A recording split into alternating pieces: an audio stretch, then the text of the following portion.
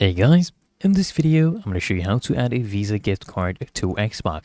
And I'm also going to show you a workaround if it doesn't actually work to add it directly, because sometimes it does work, depending on your location. But what you do is just go ahead and check the balance on your Visa gift card, make sure you have enough balance. And then if needed, you can register the card with a billing address on the issuer's website for it to function as a debit card. And then you try adding this as a debit card, usually it does work on multiple websites. If it's declined, don't worry. What you do is you go to a retailer, an online retailer like Amazon, Walmart, Best Buy, and you will use this Visa gift card to purchase an Xbox gift card. Okay? And these gift cards actually arrive in your email within about 5 minutes.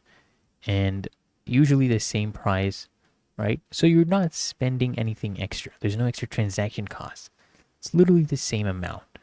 So you do this, okay? Use a Visa gift card to buy an Xbox gift card through one of these retailers, and then you use that code to redeem on Xbox. Really that easy and simple, okay? And the other method I'm going to give you, you take that Visa card, you add it to your wallet as a balance, and then you use that PayPal balance as a payment method on Xbox. So I've shared with you two methods where you can go ahead and use that Visa gift card to get funds on your Xbox. Really that easy and simple. So I hope this guide provided value to you, and if it did, consider smashing the like button, as well as subscribing to frequently asked questions, and I'll see you guys in the next one.